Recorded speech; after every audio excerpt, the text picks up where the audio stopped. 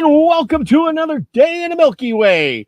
Thank you all for coming tonight, and we're going to have a great show with my co-host, David Null, Hawkeye Two Feathers.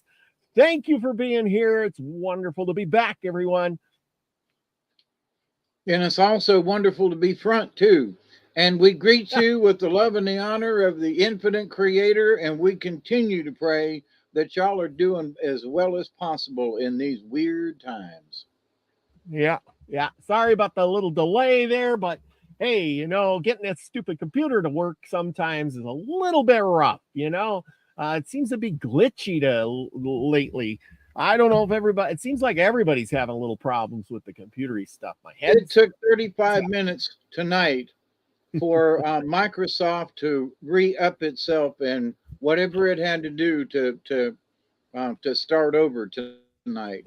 So I was like, come on, computer. Come Yeah. on, computer. All right. And thank you for everybody to come in. Travis Reculp is in the house. Susie Q and Elderberry and Cat's in the house. We'll just go cat. But anyway, thank you all for coming tonight. I'm going to be talking about the Navajos. I was reading this book about Kit Carson. I don't know if you all have heard about Kit Carson. There's Pod Joe and Amber Dawn. Yes, there we are. Anyway, let's see. So, anyway, I was reading about Kit Carson, and he did a lot of work down in Taos and down in New Mexico area, and with all the Navajos. And he was an Indian agent, and he talked about the Indians down there, which got me onto the Navajos tonight, and I wanted to talk a little bit about that. But as the Indian agent, he would I found a lot of interesting things, how the government, even he said in his autobiography that the government wasn't, feeding them or whatever. They chased them off the land, their land. They went, literally with, the cavalry, the dragoons, they called them, the horseback riders, the cavalry. We call the cavalry, but they were the dragoons. And they went out there and they chased the Indians off and warred with them and, killed a lot of them. He went as far, at this point, he was pretty old in his age. He was pretty crippled up. But they went as far as cutting down their orchards of peaches and burning their crops to the ground so they had nothing. And then they moved them to a reservation where there was little next to nothing there. And then the places where they could get food or gifts, they said, even before this all happened, they made it made it hard for them, because he said in his autobiography that they would make them travel hundreds of miles to get stuff and gifts. They called it gifts.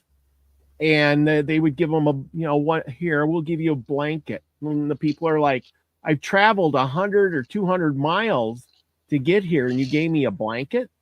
Or we gave you a little bit of meat, or we gave you, some trinkets. Here's a little flour, and here's a little sugar, and here's a little coffee or something. And the Indians are thinking, I've traveled hundreds of miles to get stuff that you promised us, and you give me almost nothing. What is, a 5-pound sack of flour? Is that worth you traveling hundreds of miles? They said some of them traveled 300 miles to get there. And I'm like, wow, no wonder why these Indians were kind of messed up and mad. If you don't know where the Navajo are from, they're from like the Four Corners area. And I do have a map somewhere. Of New Mexico. Yes. Let's see if I can shrink this down and Arizona. Yes. Arizona, New Mexico. Oh, come on. Stupid thing. When you want something, then it just isn't there, Wonderful. I had to interject that because there are Four Corners areas other than down there in the Southwest. Yeah. Okay. Now I'm pulling that up. I got to pull this thing. But anyhow, here we go. I'll present this. That way you guys can see what I'm seeing or I'm knowing either way. But here we go. Now, this is the Four Corners area. Right here, we got Arizona, New Mexico, Colorado, and Utah.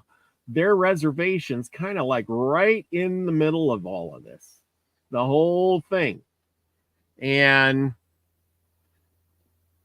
if you're not familiar with that, then you might be familiar with this place here, which is Monument Valley. I mean, you've seen this on Westerns and things like that, probably plenty of times. It's, one of the more famous places.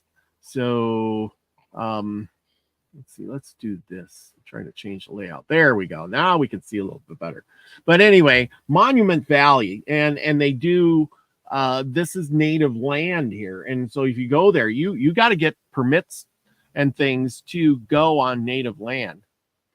You can't just travel there and drive around and climb the bluffs and things like that.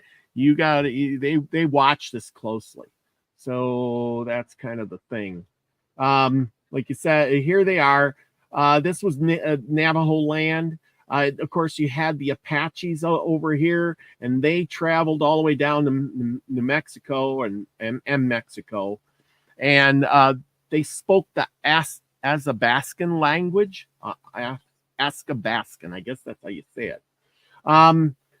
They weren't a sturdy tribe, put it that way. They're not the kind of tribe that conquers lands. They were made up of tons of small little tribes. And that was kind of their downfall in ways, because there was no big giant leader of them. So they were easily taken over. And nobody spoke for the whole people. So, it was just little bands. They did take over with the, when they were some of the first to have horses. Oh, come on. That ain't the one I wanted. Oh, come on. Okay, this is the one I wanted. They were some of the first to have horses. Even though that they had horses, they did more trading with other tribes. They were some of the first Indians to have contact with the Spanish as the conquistadors came over, and we're going to get to that in a second. Okay, and of course, the first contact with the Navajo was in 1540. In 1493, of course, the year that the discovery of the New World, yada yada yada. The Spanish. This was most of the Navajo ended up speaking two languages, Spanish and Navajo, of course. The Southwest, they always been in the Southwest, lying beyond the imaginary line, 100 miles west of the Azores and the Cape Verdes Islands. Upon this, Spain based their claims to the New World, of course. Not until 1513 did European explorers venture into the interior of North America. Previous to this time, they had mere touched upon the shores of the great Western continent. So, until they arrived and discovered the Hopis during the summer of 1540, where the Navajos were already in Hopi Providence. The first recorded contact between the Navajos and the Spanish invaders came in 1583 in the area of Danaha, I guess, and an expedition by Antonio de Espillo refers to the Querzo Indians near Mount Taylor. The Spanish also at times referred to the Navajos as Apaches or Apache de Navajo, leading into some confusion for future historians. Yes, because the Navajo and the Apaches spoke the same type of language, but There's the but in there. The Navajos were a more, I should say, peaceful tribe in some respects, whereas the Apaches were a very warring tribe. They were very hostile. You know any hostile Indians? The Spaniards named the Apache bands according to their traits and locale. Yes. The Jakarta Apaches, and then there was the Apache de Navajo, which they borrowed the name, blah, blah, blah. The Navajo named for Spanish is Nakaya, meaning those who wander around, referring to the various expeditions that frequently came into Navajo country. That the Navajos considered themselves the aristocrats of the Southwest. They italically admitted by calling themselves dying, the people. The people. They're always the people. I think there's a lot of other tribes that say the same thing. The Navajo name for the Spaniards is Nikaya, meaning those who wander around. Okay, I did that part. They're Athabascan stock. I can't even read this. Are generally agreed that they came from the north, drifting into the area, now occupying less than 1,000 years ago. In earliest historical times, they were found wandering over what is now New Mexico and eastern Arizona and southern Utah and Colorado. Their present reservation, while much smaller than their original range, is in the same area. That is the one thing. In 1868, they were kept on all the Navajo were rounded up and kept on a reservation near San Carlos, which was hell, I guess. There was no food, no place to grow anything. And in 1868, they were put on a reservation in their own homeland. As you notice, they were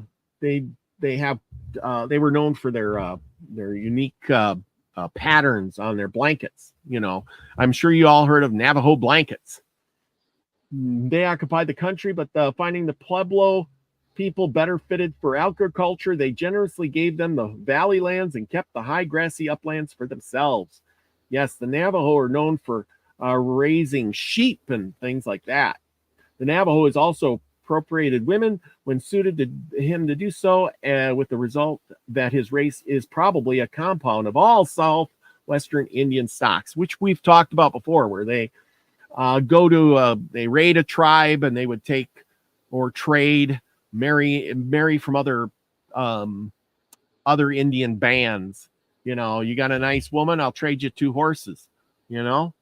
So they didn't care. And I know you said there was a tribe out there that would not intermix bloodlines. And I can't remember the name of that. David, do you remember the name of that tribe that you said that didn't mix bloodlines? The Tlingit up in Alaska. There were certain, you could go with A and B could marry, and C and D could marry, but a CB could not, or an AD could not marry. And they were very strict about it. Something I'd like to bring out here, talk about the Navajos. I've known several Navajo over the years. And if folks remember the Navajo code talkers. Yep. I'm going to get to them. Well, all right. Yeah. I got some Navajo code talker talk in here soon. Just let me. I wanted to say something about the high percentage of Navajo men who are in the armed services. I was higher than any other native or any other indigenous peoples. They may not have been a warring nation, but the men are they're very courageous, and they join the Marines most of the time. Anyway, I'll shut up now. Oh yeah.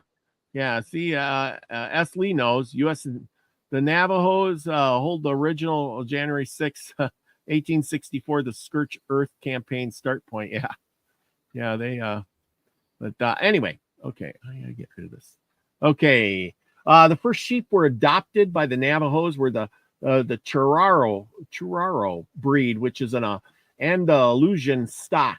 The Chararo provides a long, smooth, and relatively greaseless wool, which is easily hand spun over time. Other breeds were introduced to the area and interbred with the Chararo.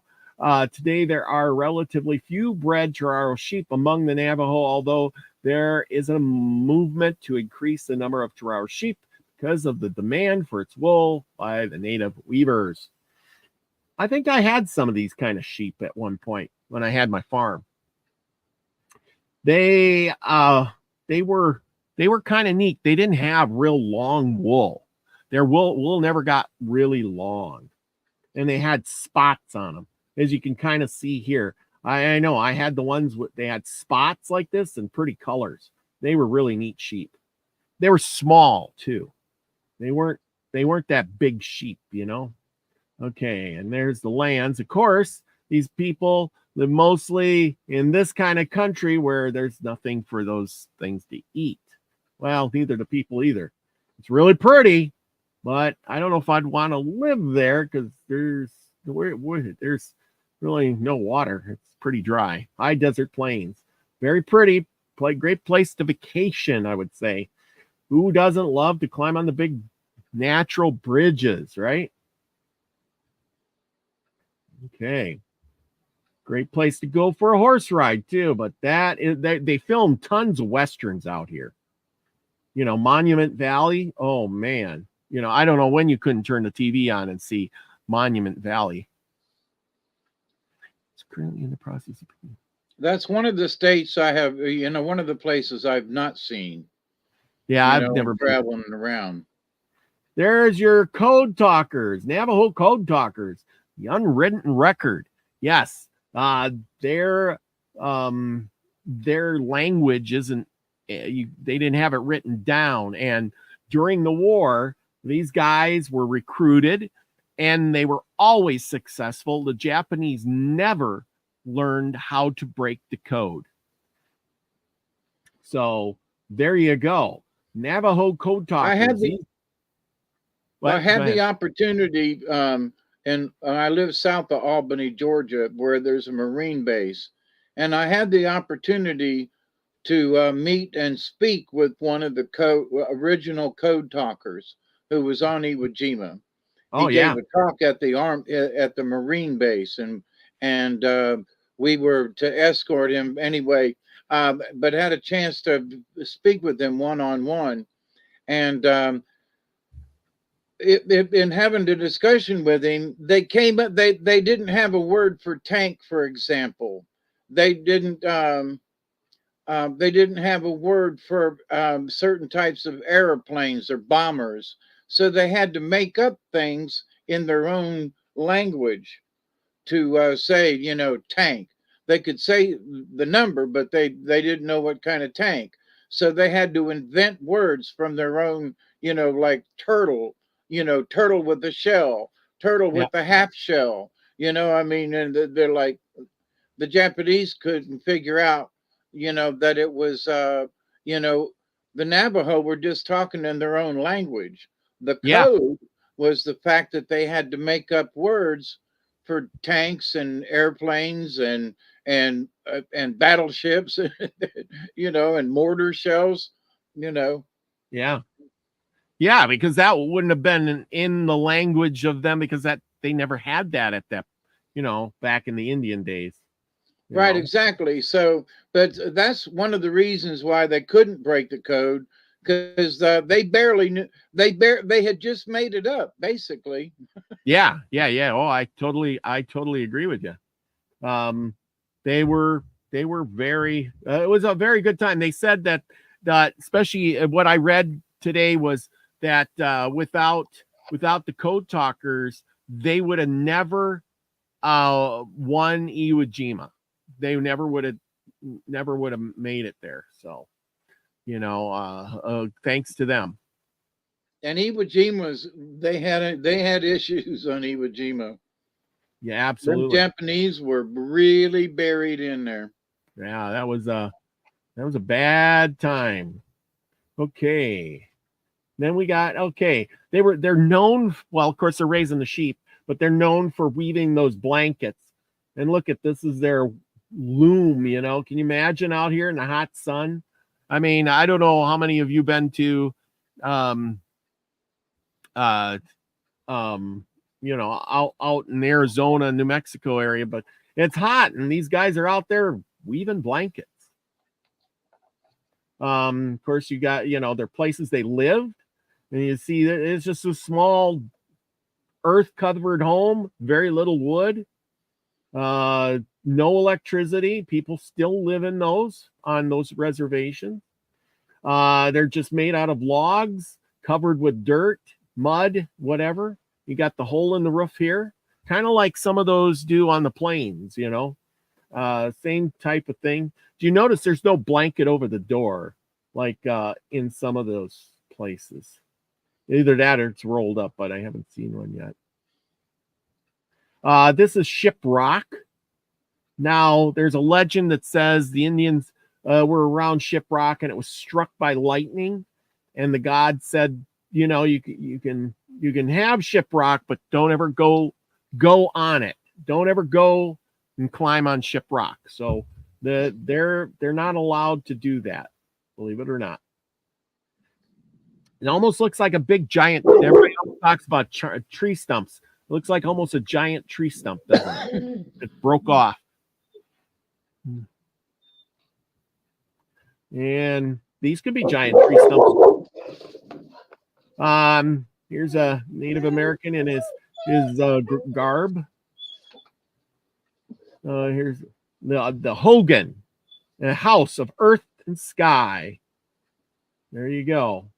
You have what you make your house out of what you got. And of course, when you have these places, I mean, you're out there in the middle of nowhere, living in a Hogan. And this is, you know, the interpretation from, you know, an older picture. And this is what, if you met one back in the day, this is about what they would look like. And there you go. Navajo blanket, of course. I don't know what that, you know what that thing he's got in his hand is? I don't know what that is. Maybe starting fire? It's a spinning toy. That the arm that he's got his hand on, if you go up and down with it, it'll spin the wheel. And it might have been some type of a way to spin wool. Oh, okay. Yeah, that's why I kind of picked that picture, because I didn't know what the heck that was. I thought maybe you'd know. Cool. Interesting. And he's grinning at the camera. How many times you see an Indian grin? Not very often. But see, he's got like, ha, ha, ha, you know, show me how to use this thing. And he's like, what? You don't know how to use it? Anyway, that's the impression I get. Yeah, it's the first one. You know, he doesn't have a frown. He's kind of cracking a smile. Almost cracking a smile. He looks happy anyway. So there you go. Back in the day, this is what they would have been. Little earthen branch hut with, you know, a little Hogan living out in the prairies. Of course, they had dogs and hunted animals out on the prairie until they got the horses. And then they became, you know, they had, like I said, they still didn't travel. They weren't very nomadic kind of people like the Plains Indians or the Comanches or whatever. They pretty much stayed put in their little areas. Of course, you know, if you're in those areas like Monument Valley, there's little bit next to nothing. The more people you have, the less supplies you're going to have. I mean, this just gives you a little bit of, you know, when you see these horses and things, how big those rocks really are. In the pictures, it doesn't really, they look big, but, you know, this tells you how big those rocks are compared to the horses. Look at the little horses and the dog, and them rocks are huge. I mean, and you don't see much vegetation. No vegetation. Exactly. Where's your horse going to eat? Like I said, nice place of vacation, but I don't know if I want to live there. And there you go. There's an old picture. Yeah. Kind of cool to find these old pictures. Yeah, see how shaggy the horses are? Also, Yeah. anyway. Well, it must be winterish time because, look at they got a lot of blankets on. Yeah. I mean, you wouldn't be riding out there with I'm trying to see, look at, they got stirrups too. Those look like they might have an army saddle if those are metal stirrups. You know what I mean? I don't know. Yeah. Yeah, he's got a stirrup there. He's got some sort of saddle. See, he's holding onto the saddle horn there. Yeah. Yeah, but the Spanish had some of those saddles were real real light saddles. Yeah. They basically were stirrups and a horn. Oh, look, he's got some kid on the back. I just see a foot here, and I'm like, oh, man, he's got a little kid on the back, and so does she. Yeah. I see a foot sticking out there. They're riding double. I didn't notice that. Oh, yeah, that's cool. Yeah, I see the houses in the background. Those are those adobe houses with the stuck in the rock, or, pueblos or whatever they call them. Yep. That's probably a more modern picture. They got bits in their mouths and stuff, but not too modern. No, here's these women. They're weaving a blanket out in the hot sun. Nonetheless, they look really happy about it. And right behind that girl on the left is a Hogan. Yep, there's the Hogan house. Yep, in Monument Valley. Look at that. Also, look at, she doesn't even have shoes on. Too. Yep, there's a fence back there. She don't even have shoes on. Wow. Interesting. I mean, I think their colors, the colors of their clothes, different colors they got too. So that's interesting too. Okay. And the Navajo women and men at Fort Defiance. Yeah, they'd rounded up these people and literally, held them there. They were like kept in prison camps. It was terrible. Did you know that up to 1978 that the government was still going in and taking children from their families, and putting them in white man's schools and separating them from their families so they couldn't learn their traditions, all the way up to 1978. I knew it was at least until the early 70s, because they were doing it in the 60s. Yeah, I couldn't believe that. I thought 1978. Holy bucket load. Okay, so oops. Let me get to this. Traditional weapons, bows and arrows. They had, come on. Here's go back to that last one. The arrows? Okay. Yeah. Zoom in. I'm going to show something. Look how many feathers they got on theirs. Yeah. Where most other tribes would only, or other, arrow makers would only have half as many feathers. I just noticed that, like, look how long those feathers are. Yeah. So, but anyway. Huh. Interesting. Okay. And here's some of their weapons they would have. We know this is a coup stick, their club. Here's an axe thing with a spike on it. You got your knife and your hatchet, your tomahawk type deal. Is that a heart in there? Looks like it. Almost looks like a heart, doesn't it? Yeah. Huh. Yeah. It's very intricate. Little sheath for that. This thing. Yeah, those are tiny beads. Yeah. Yeah, they're known for their beadwork, for their silversmithing, and for the rhinestones, the rhinestones that are out turquoise. There. Yeah, turquoise. That's the word I'm looking for. Turquoise. Turquoise, yes. Okay. Here's a spear, a stone spear. That's obsidian. Yeah, obsidian. Cool. Okay, here's some more stone tools of the day from the earlier Indians. You got probably, this is a stone knife, spear, arrows. I suppose this is an arrow, spear. This is probably a spear too. And then you get to the modern day. Sitting bull. Yeah. I didn't know. It just showed. I typed up Navajo and they had guns. I didn't even see the name on there. Look at that, Sitting Bull. Interesting. I know they like to decorate their guns. That's for sure. I wonder if that meant he wanted to kill Sitting Bull, or if I don't know. I know the Indians did have.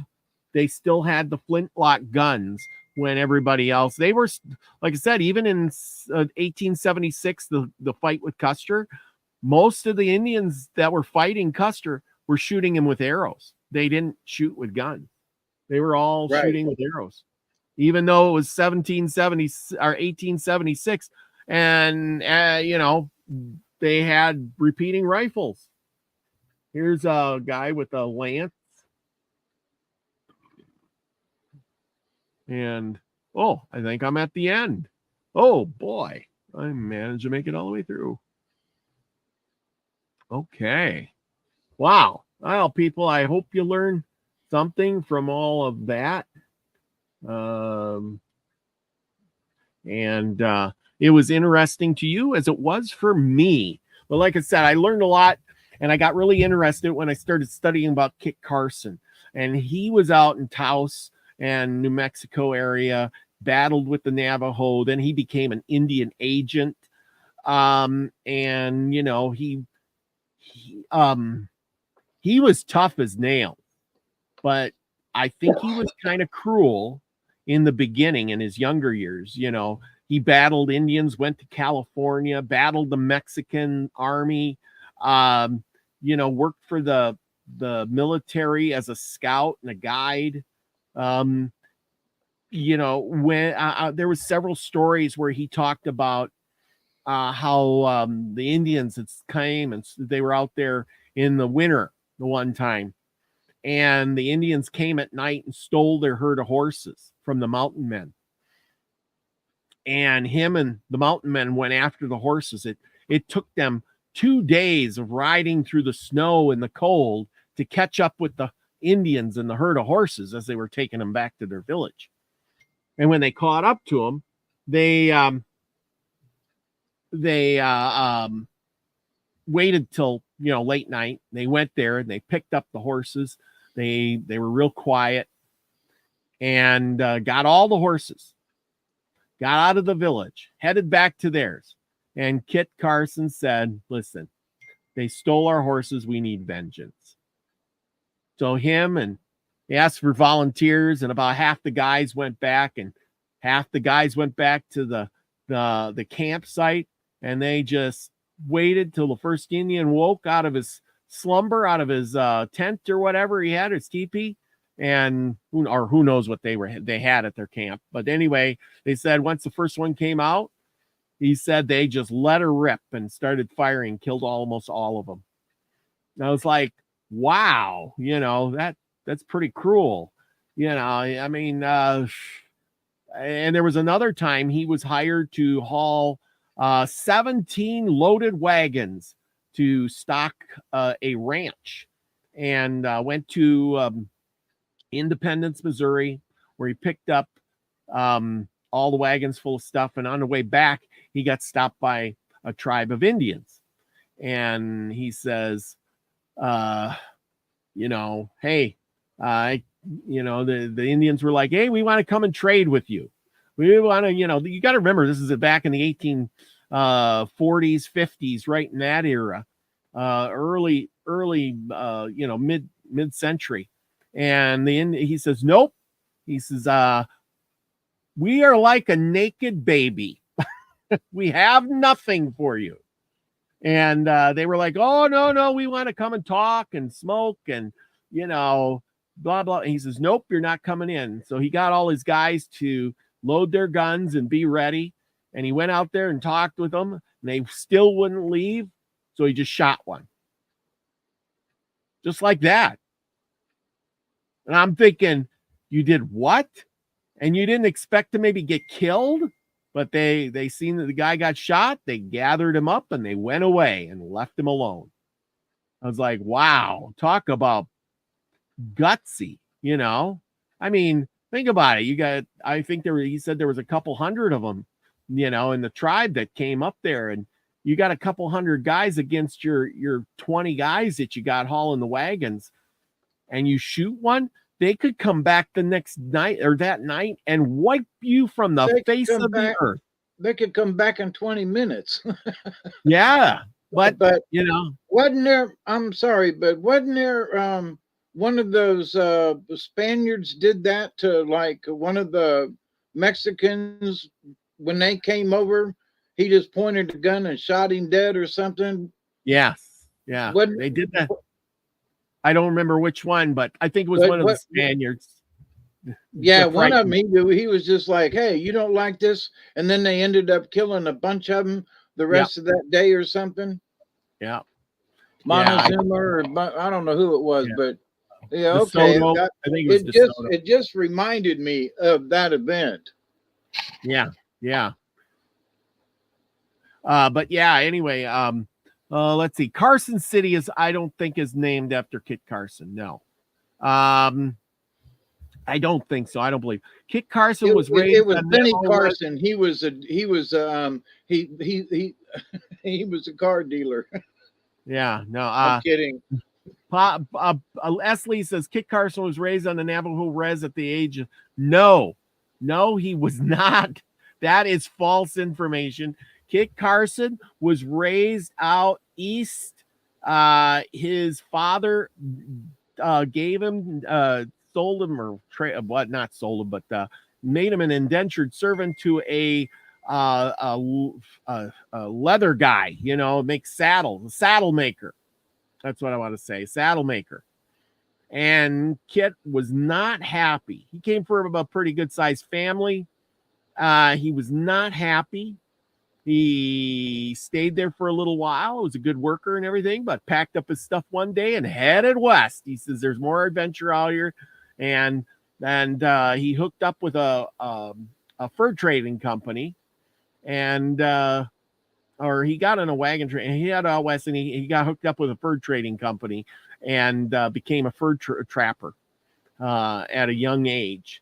I can't remember what it was. He was, 16, 17, something like that.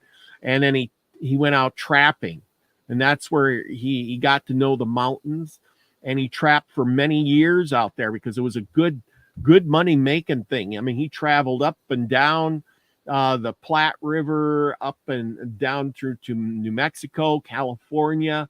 He even got in trouble a few times because when you went into Mexican territory or Mexico, the Spanish rule was that you had to get a license to trap in their country, and he didn't get a license, and they came and took all his furs that he had been trapping, and so they kind of had to go in there and trap and then sneak out with the furs before the Mexican government would find out about it.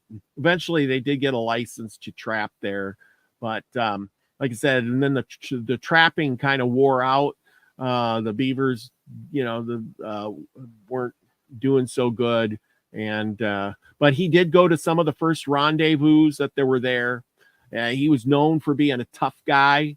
Got in a squabble with another trapper one time, and they literally almost had a duel. They would run at each other on their horses with their guns and shoot, and that's how they did it, not just stand there. And they would ride and shoot, and the other guy shot, missed, and Kit hit the guy, and the squabble was over how the guy was treating his wife or some Indian lady or something like that. But anyway, it was a duel for honor.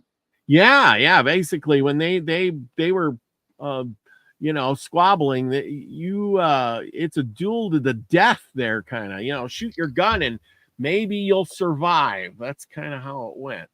But after him. Lucky says he thinks it is named after him. I cannot tell you, but I didn't think so, but it could be. So check that out. Maybe I'll click that. Okay. Is it or is it not?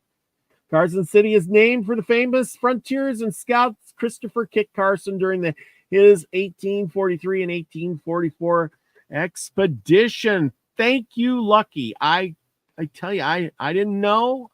I didn't think so, but maybe he hooked up with this John C. Fremont, and Fremont was the guy that really made Kit famous. Fremont was a military guy, hired Kit Carson for a lot of the scouting and So anyway, Fremont had named Carson City nearby river for Kit Carson's Fremont scout. Pioneer Abram Curry arrived in Eagle Valley in 1858 and soon thereafter surveyed and plotted a town site. Let's see, 500 heard of. Still decorate street signs here. Brought the richest part of the valley for $500 and a herd of horses. The far-sighted optimist Curry set aside 10 acres expressly for the construction of a capital. This was before the formation of Nevada Territory in 1861. Carson City was soon designated both the territorial capital and the county seat of the new Amersfoort County. President Abraham Lincoln recognized the importance of Nevada's silver and gold to the Union Civil War effort. Signed the proclamation that ushered Nevada into statehood on October 31st, which is Halloween, 1864. Carson City was selected as a state capital at the Constitutional Convention and has retained that honor to the present day. Kit Carson did die in 1864. So too bad for him. But anyway, interesting facts. Thank you. That's Nevada. I thought they said, never mind. Oh, yeah. Oh, we learn all the time. I appreciate it. I got the best moderators out there. I was thinking, Carson City, New Mexico or Arizona, but never mind. Jeannie's in the house. Enjoy your evening, everyone. Thank you for coming tonight. I hope you learned something. Like I said, I really enjoyed that book, the autobiography of Kit Carson. Like I said, he was really saddened at one time where this lady was captured by the Indians, and he wanted to go in there and save her. And when he couldn't, because one of the generals or the captains or whatever wouldn't let him go. And finally, after one of the Indians shot and hit the captain in the chest, didn't kill him because his pocketbook or something saved him. He finally let him go. And as they came in, the Indians killed the lady just before they got into the camp, which saddened him very much. He was very, very upset by that. Anyway, Pa Joe says he lives in Modoc lands. There's a battlefield just a few miles away called the Snake War. Yes, I do know of the Snake Wars. There's lava fields out there, and the Modoc held off the military for quite a long time by hiding in the lava fields. It was like a giant fortress with lots of tunnels and cliffs and caves and all kinds of. It was very hard terrain to run on, and the Modoc were out there fighting. It was that's in California area. But anyway, of course, that was another one of those things where the white man came in and said, "We want this land," and they said, "No, we're not giving it up." And they said, "Yes, you are," and get out. And they didn't want to, and they tried to fight for their land, and of course, they lost. Yes, we named Las Vegas downtown Fremont. Oh yeah, off the hook is right. There you go. Anyway, that's about all I got. I hope you learned something about the Navajo, and if you're more interested in that, I say go out, take a look, read up on it, do some study on Kit Carson, do some study on the Navajo. It's really interesting, very interesting. I just Anyway. want to say this about the Navajo. The Navajo people that I have met were very proud people. I mean, Yes. extremely proud. And, you know, they worked in silver by a gentleman I knew who was stationed at the Marine base. You know, he was just very proud to be a Marine. You know, his wife, you know, did jewelry and different things, and they weaved, and they were just very industrious people. And when he wasn't, you know, I kept bumping into him at the flea market and different places where they, you know, kept trying to sell their wares. And then the money that they made from the flea markets, they sent back to New Mexico to the family back there because they were so poor and trying to get around and get by. So, but just very proud people. And I'm very proud to have known them. And I can't think of their names at the moment, but you know, for the years that I did know them, he got shipped overseas, and I got out of touch with them. But very good peoples, and the other folks that I've known of Navajo descent, very good people. Other folks, yeah, they're nice, but I don't know. There was just something about, you know, I'm Navajo, and that in and of itself was, you know, they were very proud. A lot of people claim to be Cherokee, but if you're Navajo, that's, I don't know, it's something different in a good way. But that's my 10 cents, and I'm sticking to it. Well, that's a pretty good 10 cents worth. You know, that, like I said, they didn't seem, I know they had a big battle with the Spanish taking over their lands back in the 1600s. And they won. They literally chased the Spanish off.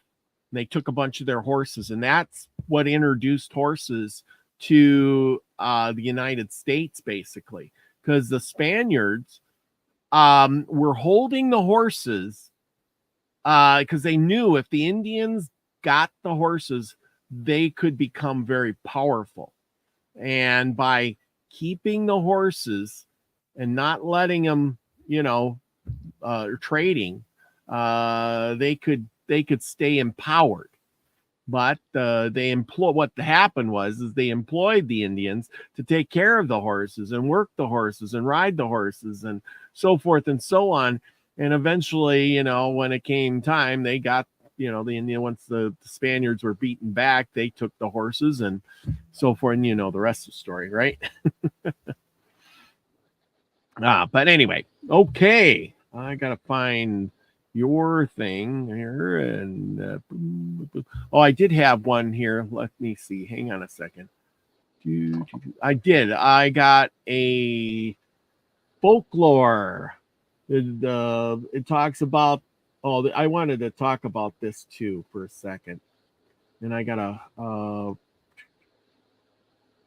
Okay, it was a creation story. We always like a creation story, don't we? Okay. And the creation story, it's which I'm just going to read this first part. It was talking about the Navajos, and it was talking about Navajos more than recorded a great creation and migration myth of the Navajos. More than 2/3 of the story is told before the first mention of an existing gens is made. Men, or the apotropic animals, and the anthropomorphic gods, as they may better be considered, had ascended through 4 lower worlds to this world. They had passed through many dire vicissitudes. They had increased and warred and wandered. They had been almost exterminated by evil powers. their sacred brothers, the Navajo war gods, had been born, had grown to manhood, and had in turn slain the evil tormentors of their race before the ancestors of the nuclear gens of the Navajo were created. A portion of the legend which gives an account of the origin and ascension of each gen and the origin of the name fills 50 closely written folio manuscript pages. To repeat it in its entirety would make this paper too long and would convey blah blah blah. Okay, we ain't gonna go into that. But anyway, I thought it was interesting because they always, and again, they're ascending through the worlds, and this is a lower world to this world. So did they come from the sky then? Or did they come? Had ascended, let's wait, had ascended, meaning they came up through 4 lower worlds to this. So that means they came up from the bottom and came through 4 different layers. So they came from lower worlds to this world. So they came from the bottom up. They had passed through many dire vicissitudes. So they came from inner Earth. Kind of, sort of. Yeah, I got a buddy of mine who keeps saying that's where we came from. That's where the aliens live. They live inside of the Earth. And through stories like this, you got to wonder. 4 lower worlds. Well, that's quite a journey. Maybe they did come from there. I mean, we've read stories where there were, the Indians lived underground and then they grew this tree and they climbed up the tree and then the earth broke away and they, came up to the sunlight. Remember that one? Yeah. So. And for a lot of people, go back and for younger folks, Admiral Byrd is not one of those folks who are high on the list, but he described how he flew into inner Earth. Yep. He went to the North Pole and flew right in. Yeah, exactly. So interesting thoughts on this. I like. If anybody wants to know about inner Earth, you should read about the reports of what Admiral Byrd talked about. I mean, he was interviewed back in the late 50s, early 60s in black and white, and where he talks about it, and everybody's just like, yeah, okay. But yeah, inner Earth. Yeah, that's what I'm saying is I would believe in the inner Earth before I'd believe in a flat Earth. Yeah, well, I believe there's an inner Earth because there's so many stories that talk about that inner Earth, that people came from inside the Earth, and too many to just dismiss. If it was just like one, I could say, okay, but then again, I wonder too, is if there was more to it, because there's a lot of tribes, or well, maybe not the tribes, but there's other cultures that talk about, the coming from the sky gods, we came from the sky. So maybe some of us came from the sky and some of us came from inner Earth. Could be. Well, there's an interesting thing. It's like the peoples came from inner Earth, but then the elders or the sky gods came from the sky. Yes. Does that make sense? Yes. Yeah. Yes, we got elders that came from, the planet Sirius, from the stars, the dog star. And, but we came from the inner Earth ourselves. We're mud people kind of thing. So wait a minute. So Lucky says there are a lot of Sasquatch sightings. And the ancestor part of it, when they say the ancestor. What'd you say?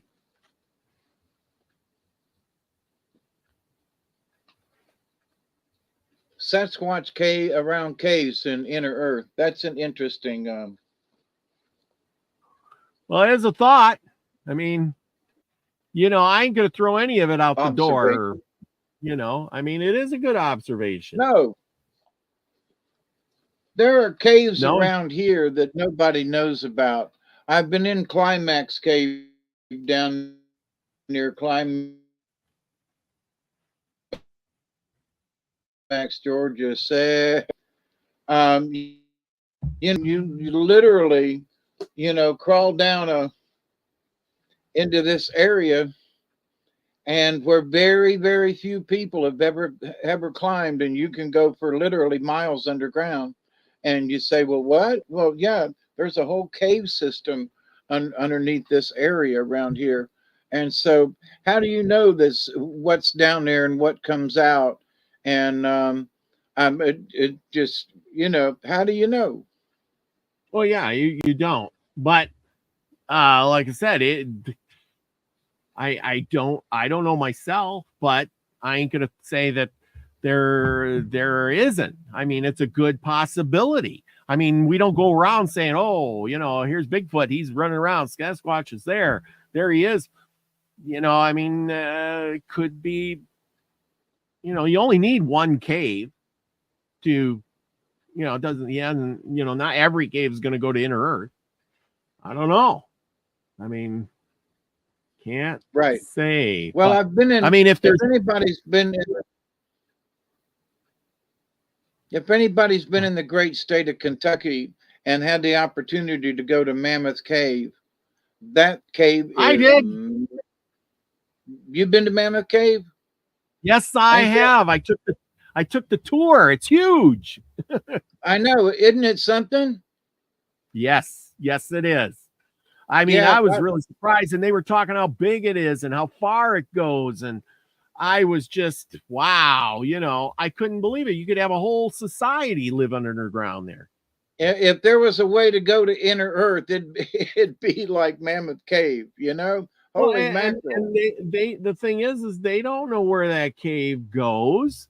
I mean, they're still exploring the thing. I mean, I seen the pictures, and it goes so far, and then there's rivers under there, they said, and some of the tunnels get flooded out, and oh my gosh, and they're still exploring spots where they're finding relics and things like that are in there, animals that wandered down there from prehistoric times. Makes you wonder, how did an animal get down there? Why would an animal go way down in there in that cave, and in the first place? Maybe to die, or if it's so far down deep in there, what else was down there? Right. And what if, for example, there was a scorched earth situation, and they were just so scared that they just went as deep as they could go to get away from whatever was going on, Yes, on the surface.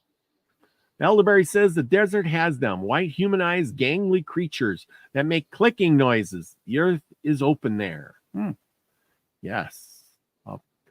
S. Lee says dark ant, red ant, dragonfly hard beetle, stone carrier beetle, coyote dung beetle, and black beetle. I don't know what that means. I guess I missed a part of that.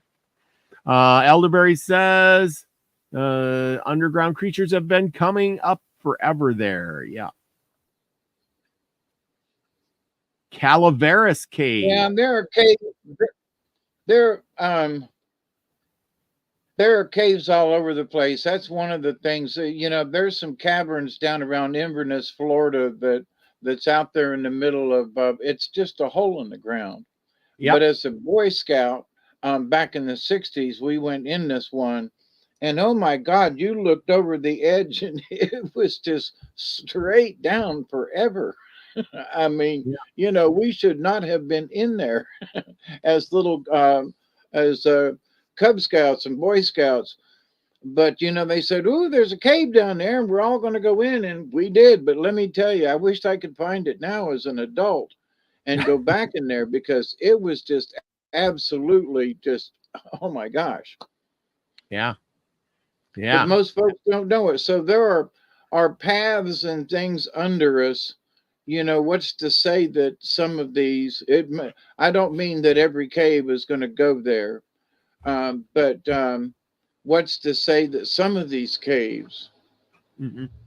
like Jules Verne, you know, uh, Journey to the Center of the Earth, you know, that was one of those readings as a child that we had to, summer reading, read these, this. Well, it was an interesting read, you know, and he made it believable. When you read it, you was like, oh my God, you felt like you were there. Mhm. Movies don't do it justice. Yep. Cowboy boots. Yeah. Doesn't the government go around and block off a lot of those caves Yes. now? It's either to protect us or keep whatever's in them, or keep us from going in them, one or the other. So, Well, an yeah. interesting thing, since we mentioned Mammoth Cave, when I was there, it's been 25 years ago. It was in '99. So at the entrance to the cave, they had moved some rocks there at the entrance to the cave where people went in, and come to find out that by moving those rocks, they had disturbed the airflow inside the cave, and they had to put up a piece of plywood that looked like hell and some plastic so that they could regulate the air going in and out of Mammoth Cave. Do you remember that? When did you go? Let's see, 90, 90 or 91. So they that was probably at that time the rocks were still there and they didn't have the plastic and the 2x4s up. No, they didn't. I don't think they did. I remember going there and it was really cool. And yeah, I didn't see, it didn't look like hell. It was beautiful, beautiful. Right. Well, at the very entrance, so what they learned though in a very few years is that just because they had moved some boulders to make it easier to get in and out of, that they had screwed with the natural breathing of the cave at Mammoth Cave, and so they put Yeah. up this 2x4s and some plywood and some plastic, and you had to go through there. But anyway, so as that's how fragile caves are. Was my 10 cents on that. Yeah. So Yeah. from the I mean, time you were there in the early '90s, from the time till the time we were there in the late '90s, they had already learned this lesson. I would love to go back and see what they did. yeah, they probably figured it out and put up a wall now. I mean, Well, who they had them knows? all up. That's just it. And they had some plastic draped over it, and they would But lift the plastic so that they could regulate the flow. That it was very interesting how they had it. hmm, yeah. Yeah, they Well, had. They talked about it in the presentation, and they said, they admitted we screwed up. This is how huh, fragile caves are. We screwed up, and this is our quick fix for right now. So, yeah. but that was, that's still been 25 years ago. But anyway, so we're going to do a story. It's 11. Oh, yep. I got it pulled up already. I do enjoy the discussion. Oh, Yes. I had the most interesting thing, and I just want to tell everybody, but posting these shorts, with some cabins. I went to Heritage Days, and not I went to Heritage Days in the town I'm at, Watford City, and I took it upon myself. I seen an old guy sitting over one of the picnic tables as I was eating, and he was way the heck over there. And after I got done eating, I got up and I walked over there, and he's sitting all by himself. And he was an older guy. I didn't know how old he was, but I sat down and I said hi, and I had a nice little conversation. The guy's name is George. and we talked about horses, old time equipment, and he wanted to talk about horse runaways, which was kind of an interesting one. But we talked and talked for good half hour or better. And when I got all done, I told him my name and he told me his, and he says, I'm George. And I shook his hand and he got up and he says, I'm 98 years old. And I couldn't believe it. He looked in pretty darn good shape for being 98 years old. And he says, I'm on my way to live to 102. And I says, what? And he says, yeah, my dad lived to 101 and I'm going to beat him.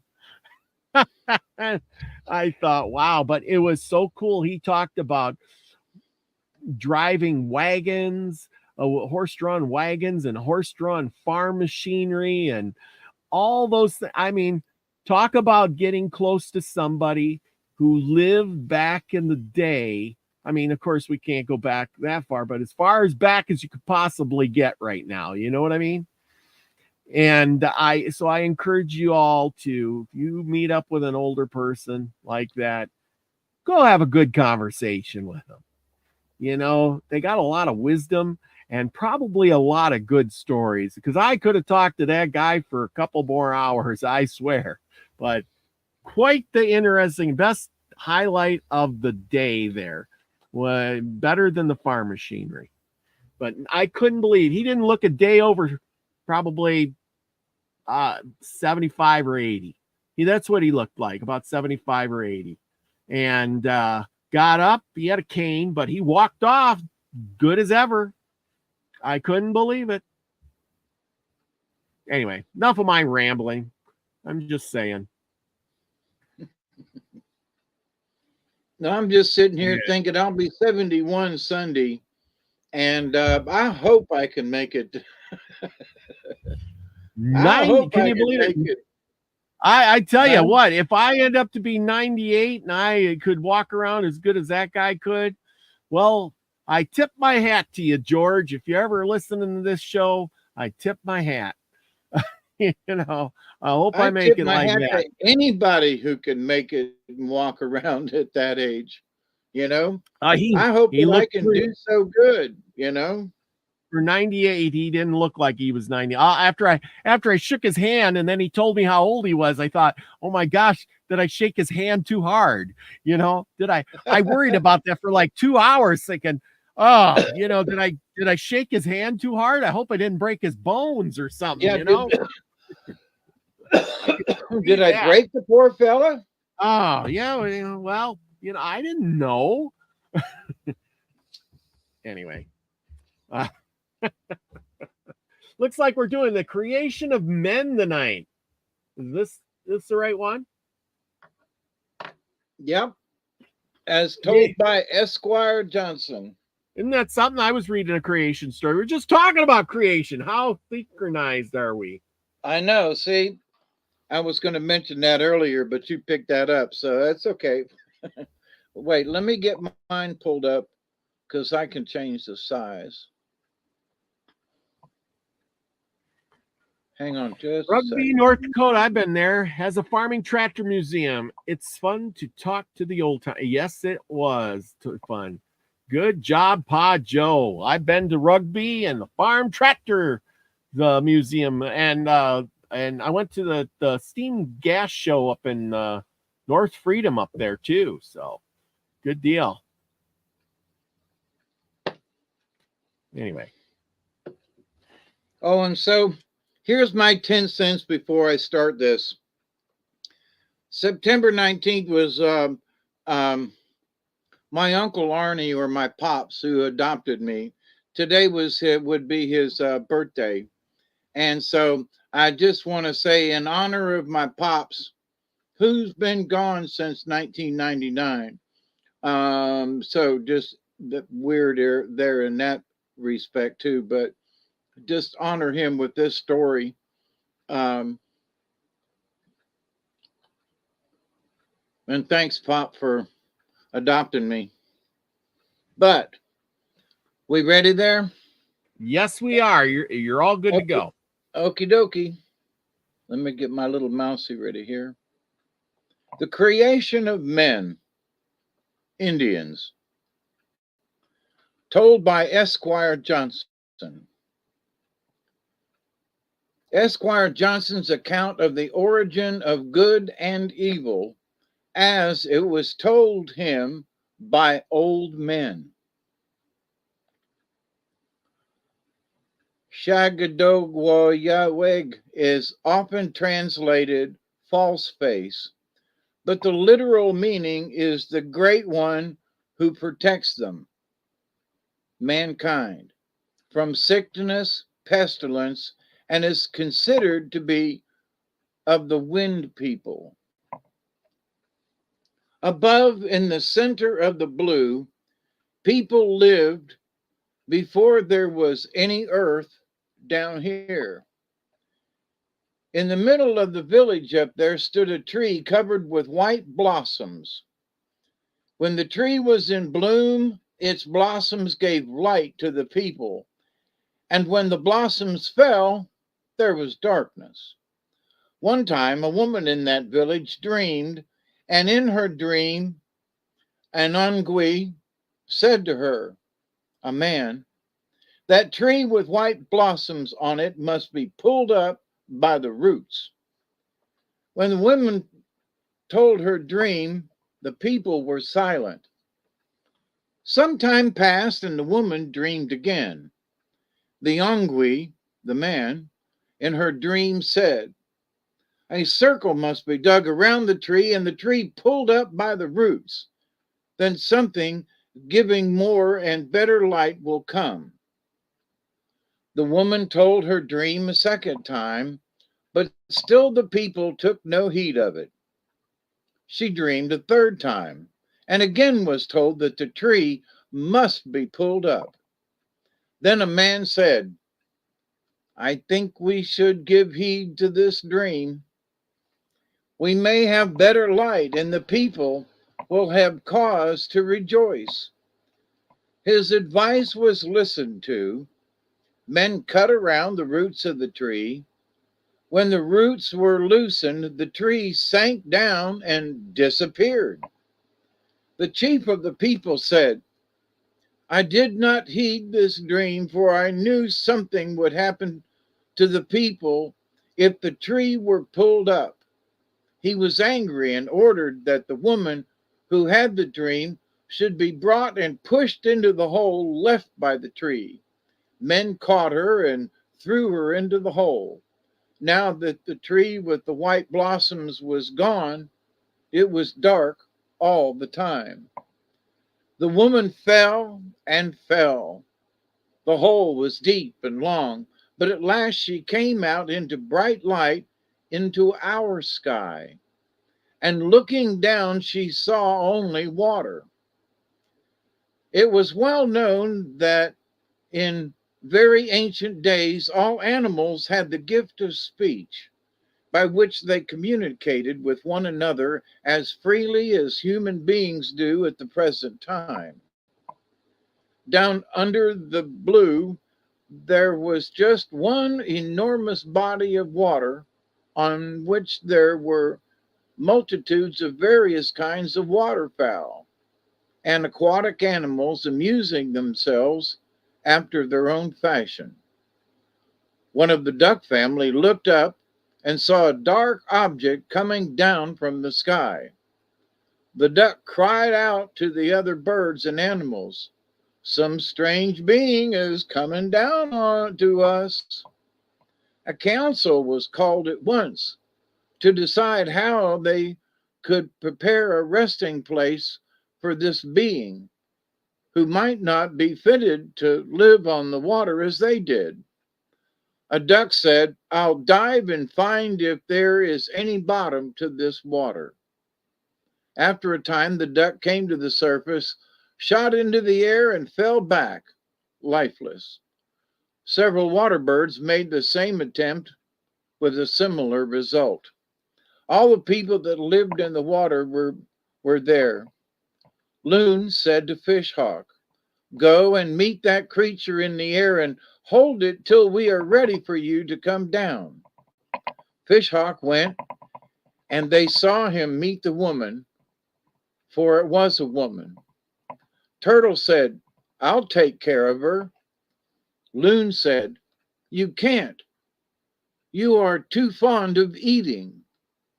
Horned Snake said, I'll take care of her. She can sit between my horns. I'll carry her wherever I go. Loon said, You can't care for her. You are poisonous. You would kill her. Meanwhile, one person after another was trying to bring earth from the bottom of the sea. At last, Helldiver brought up a little. Loon was chief, and when Helldiver came up, he sent all that kind of people after more dirt. Loon said, Put the dirt on Turtle's back. Turtle was willing, and as fast as the divers brought dirt, Beaver, with his tail, pounded it down on Turtle's back to make it solid. When Loon thought there was enough dirt, Fishhawk came down with the woman. Beaver and Duck people kept at work, making the earth larger and larger. As it grew, more beavers and ducks were ordered to work. Bushes began to grow, little red bushes, like water reeds. Soon, the woman gave birth to a child, a girl. The child quickly grew to be a young woman and to be very active. She walked here and there and watched the birds and animals, and once when she was wandering around, she met a nice-looking young man. They fell in love with each other, and by their union came night and day. At daybreak, the young woman went to meet her husband. At twilight, she came home, and the man went away. One evening, after they had parted, the young woman turned to look at her husband and saw a big turtle walking along where the man had just been. She thought, A turtle has deceived me. She told her mother about the man and said, I'm going to die. You must put my body in the ground and cover it up well. 2 stalks will grow from my breast, and on each stalk an ear will come. When the ears are ripe, you must pick them and give one to each of the boys that are born to me. The younger woman gave birth to twin boys and died. The mother buried her daughter, and soon 2 stalks came up out of her grave, and this was the origin of corn. The boys grew quickly. They were strong and healthy, but the younger was an awkward, ugly-looking, disagreeable fellow with a head like a lump of rough flint. Once, when the elder brother was off by himself, he was lonesome, and he thought he would try to make something. And so he took mud, and when he had molded it into the shape he wanted, he put it down and asked, Can't you jump? It didn't move. And then he blew on it, till at last it jumped. And he had created the grasshopper. Then he thought he would make something that would fly higher. So of red clay, he made the cherry bird. After he had the clay molded, he set it up and told it to fly in the air. The bird flew and lighted on a bough. That was the first bird. One after another, he made all of the birds of the air. Then he thought he would make something that would run on the ground. So he shaped a deer, brought it to life, and said to it, You must run fast and go everywhere in the world. He blew on it and pushed it, and it ran off. In the same way, he made different kinds of animals. And then he thought, maybe I can make something like myself. Out of the mud, he made something that looked like himself, but now, in some way, he found that he had a spirit in his body, and he wanted the thing he had lying on the ground to have a spirit too. He wanted to give it some of his own, but didn't know how. At last, he bent down and blew into its mouth. He hadn't blown into the mouth of any other creature he had made. The image began to move. The young man raised it up and made it stand on its feet and told it to whoop. The new man whooped. He had a fine voice. And then he walked off a little way and turned and looked at the young man. The elder brother had a special place to sit when he made all these creatures. About the time he made man, the younger brother found the place, and while watching his brother, he thought, I will make a man too. He went away alone, made something as nearly like himself as he could, and brought it to life. It didn't look like a man. It was a strange creature. And when its maker saw that it wasn't a man, but some ugly, deformed thing, he said to it, my brother has made a man. He is over there. Go and kill it. The elder brother was watching the younger, for he was afraid he would make some harmful animal. When he heard him tell the creature he had made to go and destroy man, he went back to his own place.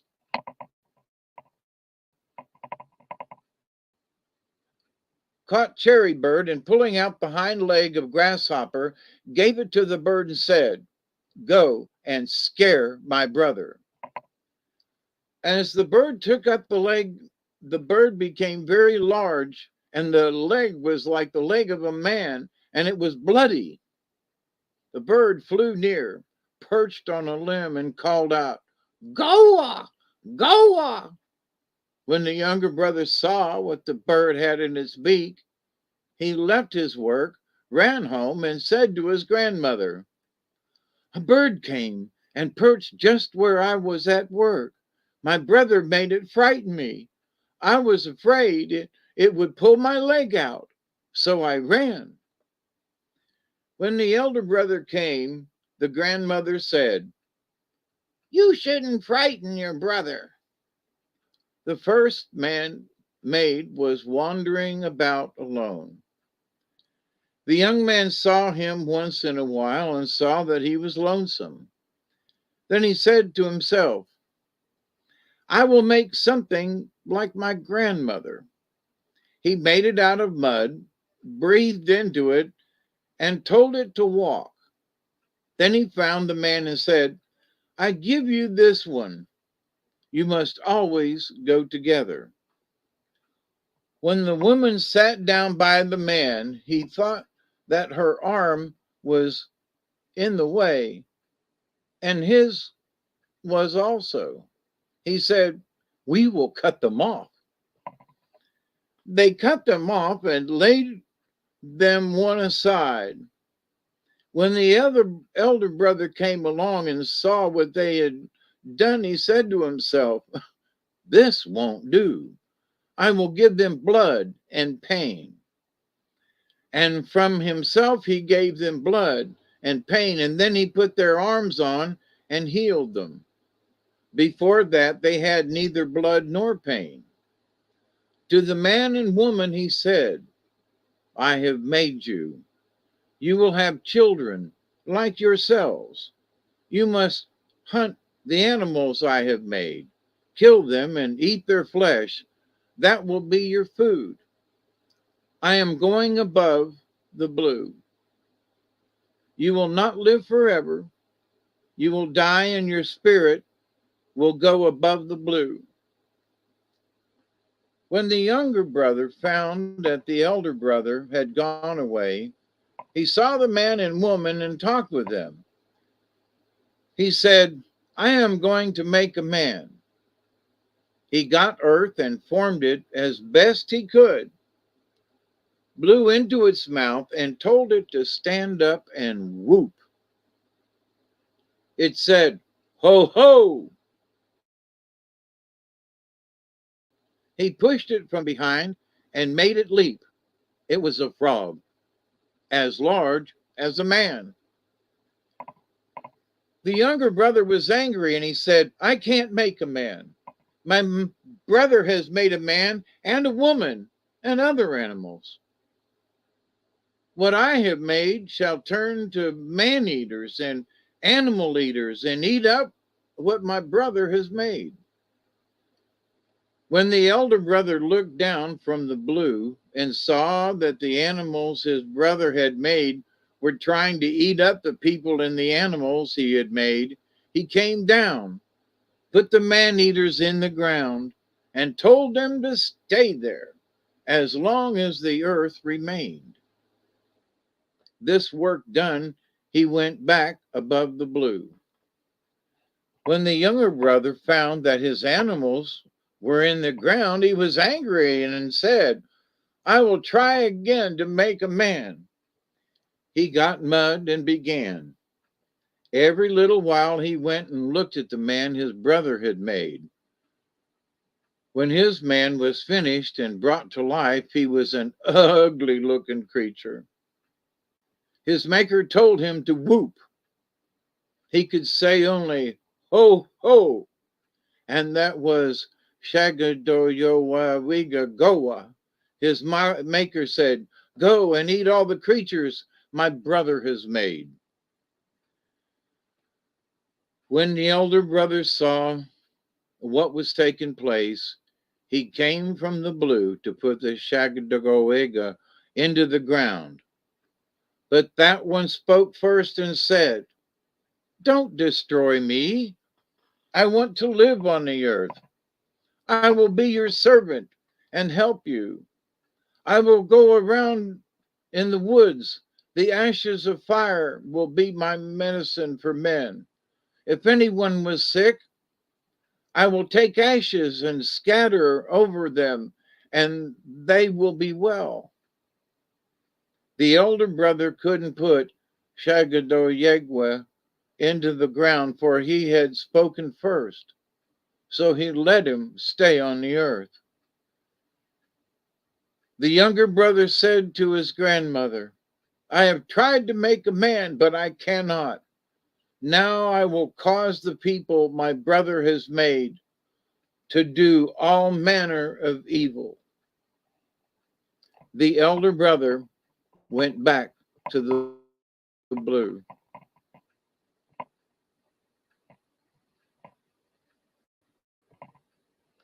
And how about that one for a story?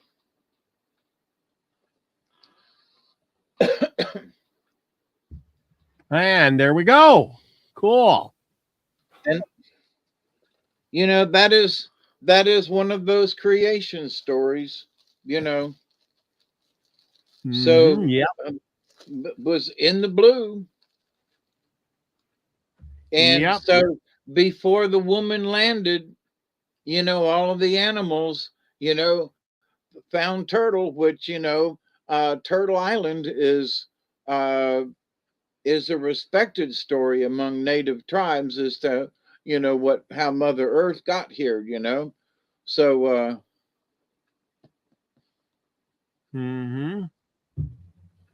Yeah, it did sound kind of like the Bible story, similar to the Bible story.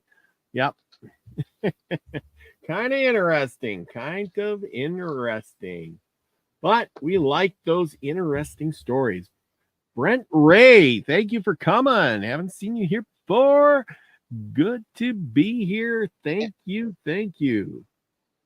And if it isn't the Bible story, it's the native story of Turtle Island. Yeah. Well, the funny part is in a lot of stories, it always says like the animals could talk.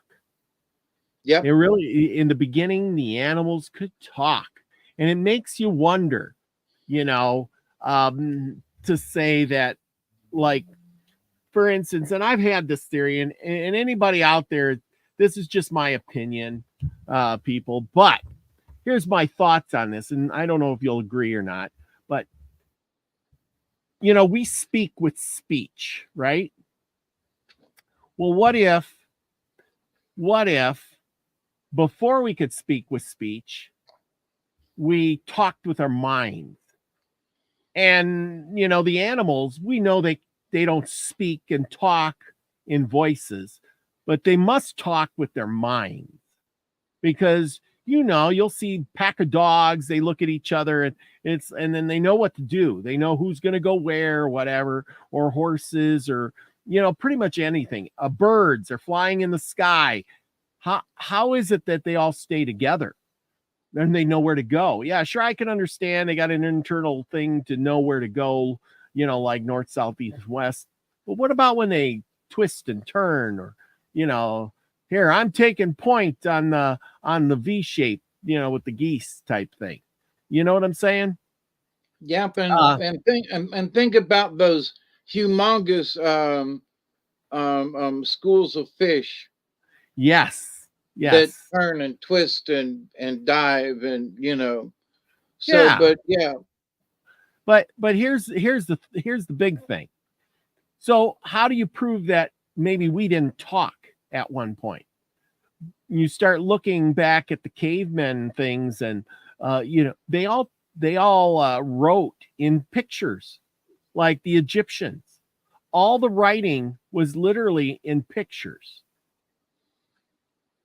You know what I'm saying? They had symbols, but the writing was always in pictures, like a cow, a horse. Even Chinese writing to this day is basically symbols, which is pictures of things like houses or people or canoes or whatever, and then they combine those symbols to make words.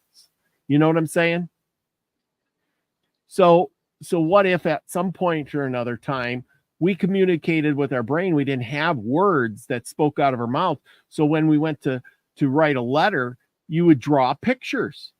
Just like you told me that when you had your vision of the Mother Mary or whatever, at some point, she didn't speak to you in words. It was more of a feeling, but she spoke to you. You knew what she said, but you said, it wasn't like words were coming out of her mouth. Images. Right? Images. Yep. Yes. Exactly. Images and phrases. Yeah. But that's what I mean. What if we all spoke like that at one point in time? We did. Because here's the story about how the animals quit talking to us. Yeah. It was because mankind had stopped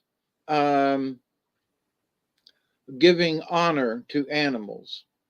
Because the whole thing is like, look, we as animals, we're giving ourselves to you as Creator has asked.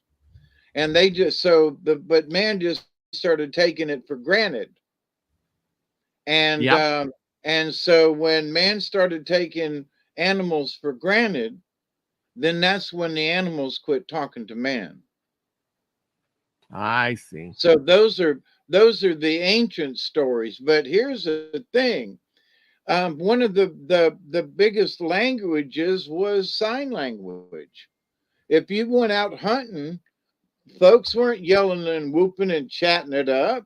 No, they were all headed somewhere, and a lot of times they were at a half trot, or they were they were at a half trot going somewhere. They just didn't walk. No, most of them were running a lot of the times. So they're jogging along, and they ain't got time for chatter. And what are they going to chatter about anyway? The hunt, who's going to do or whatever. But they've done this so many times before that they don't want to scare the game away. They want to sneak up on whatever it is.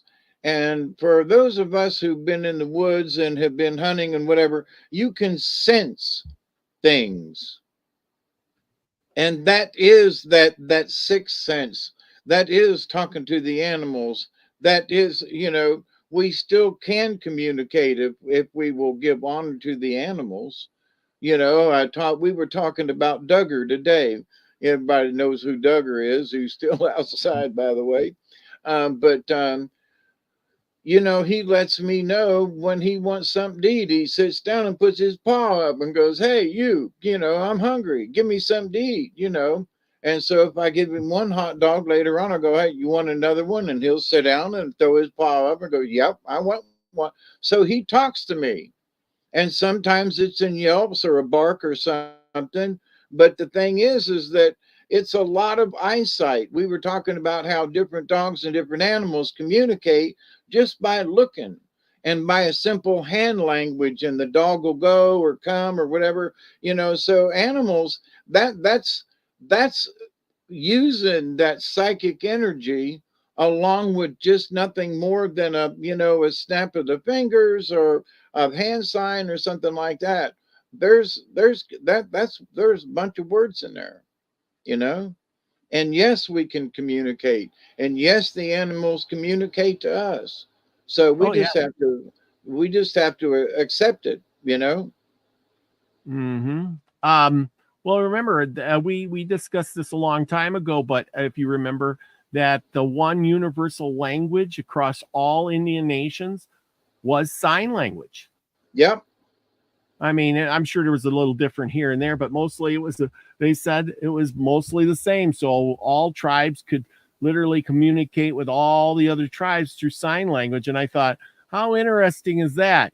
You may speak different, but all the sign language is the same. Kind of neat.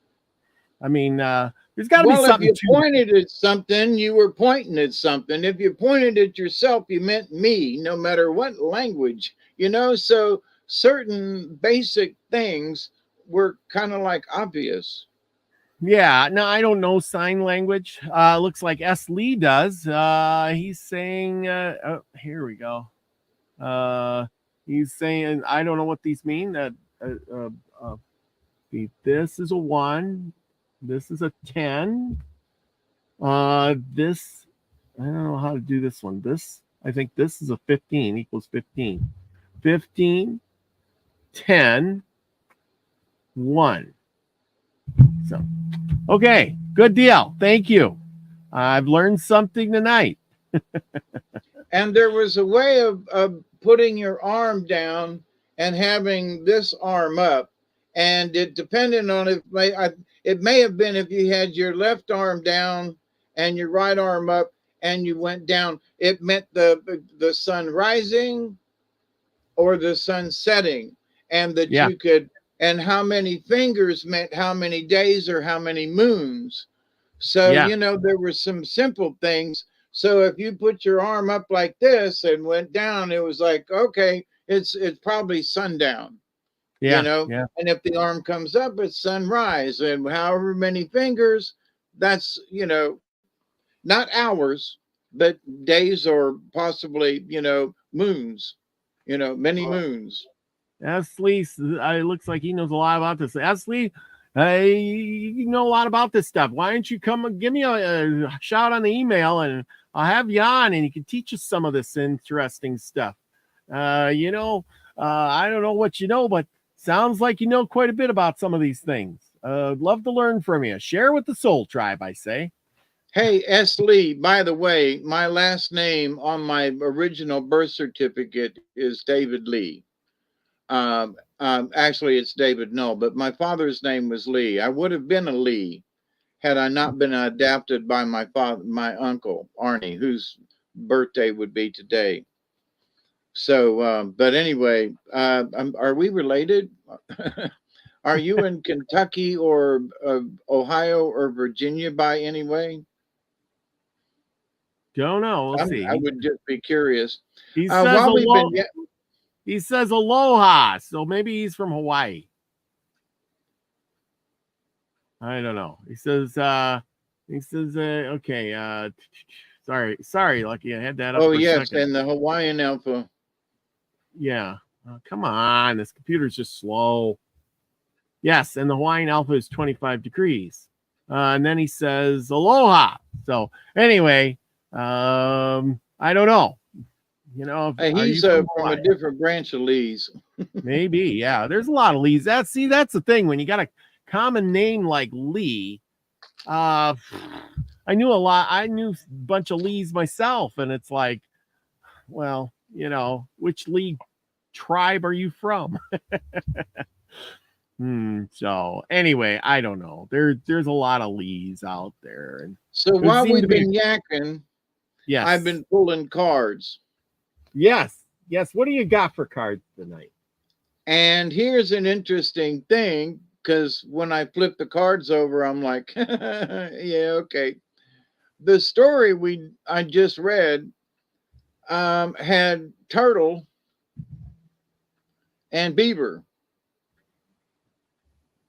Beaver patted to use his tail to put the mud on the turtle's back. The first card I pulled was beaver. The next card I pulled was turtle. Turtle and beaver. Which one are you going to do first? So, but that was just to sort of prove that how important and how pulling these cards are succinct to the story, because I didn't plan on pulling these two cards. They're all upside down, and they're the right side up, by the way, too. But I think the cards were just trying to show me, tee see, we're in tune with the story that you just told. Well, But now because turtle was there, and they made the earth by patting the beaver, exactly. The beaver. And that's basically it. The turtle represents, the original Mother Earth by many tribes, and beaver is all about fixing stuff and is the builder.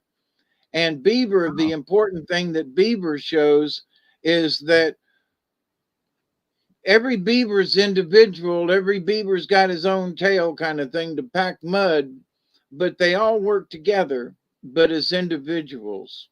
So it's important to show that, you can keep your individuality, but work together to build a dam and to be successful and to achieve something.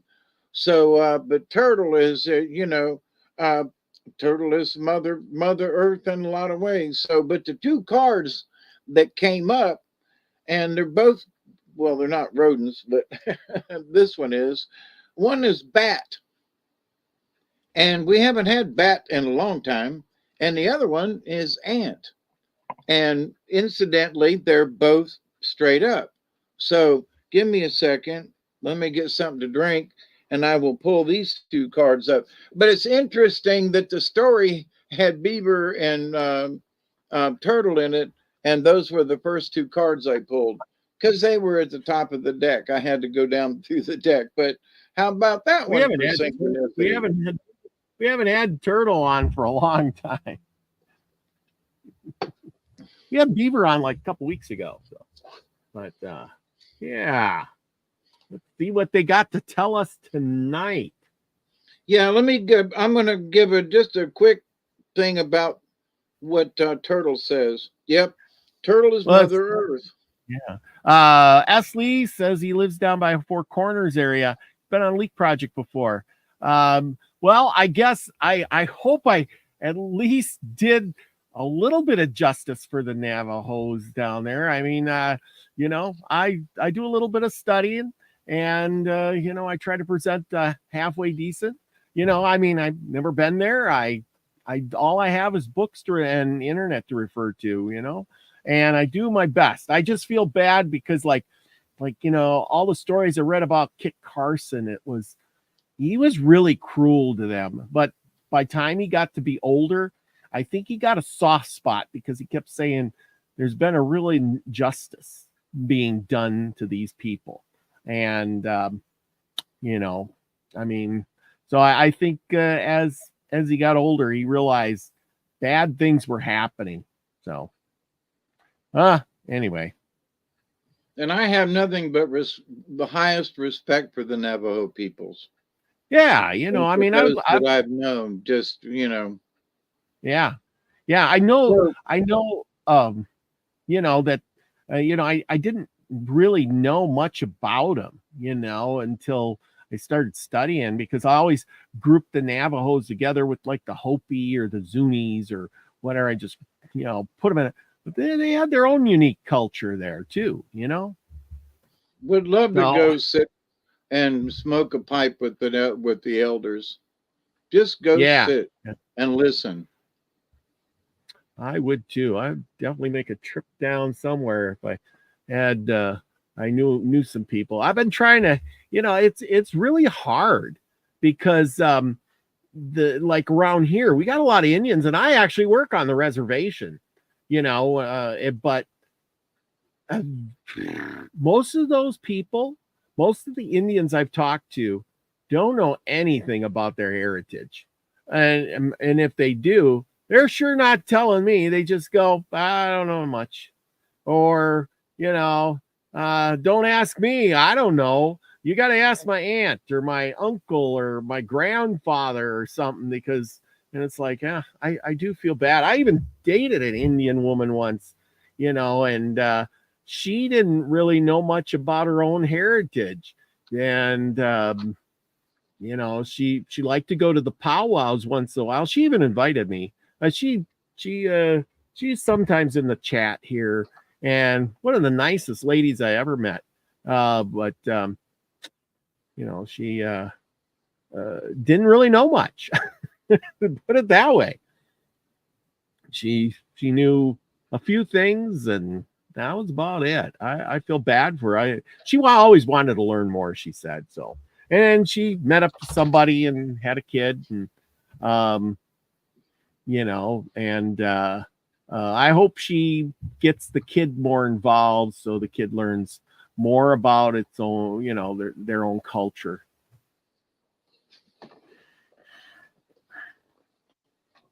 Yep. Hmm. Well, So, it's like you said, up till 1978 or 80, right? They were still taking kids out of the tribes and separating them. mhm. See, they wanted to kill whatever culture was left. They wanted to murderize it, and Yep. by separating the families and the kids from the elders who would do the teaching, Yeah. that's it.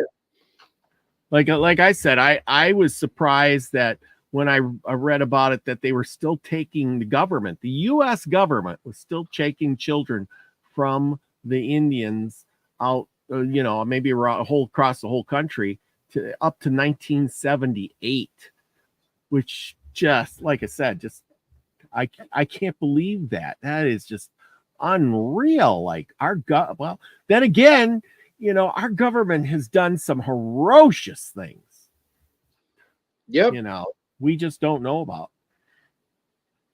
So anyway, Yeah, I go mean ahead. the government's still using us as test subjects, Yeah. so just keep that in mind. You Yeah. know. So here, Mm-hmm. let's go with bat first, okay? Number That is 42 in my book of secrets that I keep reading from. That's a lie. Sacred bat flew to me from the darkness of the cave. A womb like reflections, answers that it gave. Birth, death, rebirth, cycles of the whole, never ending, just eclipsed, the journey of the soul. So, bat is rebirth. Steeped in the mystery of the Mesoamerican tribal ritual is the legend of bat, akin to the ancient Buddhist belief in reincarnation in Central America. Bat is the symbol of rebirth. The bat has for centuries been a treasured medicine of the Aztec, the Toltec, the Tolucan, and the Mayan peoples. Bat embraces the idea of shamanistic death, the ritual death of the healer is steeped in secrets and highly involved initiation rites. Shaman death is the symbolic death of the initiate to the old ways of life and personal identity. The initiation that brings the right to heal and to be called shaman is necessarily preceded by ritual death. Most of these rituals are brutally hard on the body, the mind, and the spirit. In light of today's standards, it can be very difficult to find a person who can take the abuse and come through it with their balance intact. The basic idea of ancient initiations was to break down all the former notions of self that were held by the shaman to be.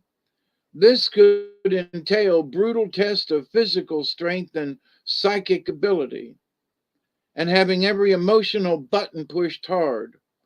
Taunting and spitting on the initiative was common and taught him or her to endure the duress with humility and fortitude. The final initiation step was to be buried in the earth for one day and to be reborn without former ego in the morning. This ritual is very similar to the Night of Fear practiced by natives of Turtle Island. In this ritual, the shaman to be is sent to a certain location to dig his or her grave and spend the night in the womb of Mother Earth, totally alone, with the mouth of the grave covered by a blanket. Darkness and the sounds of animals prowling quickly confront the initiate with his or hers own fears. Turn the page. If that has appeared in your cards today, it symbolizes the need for ritualistic death of some way of the light that of a life that no longer suits new your new growth patterns.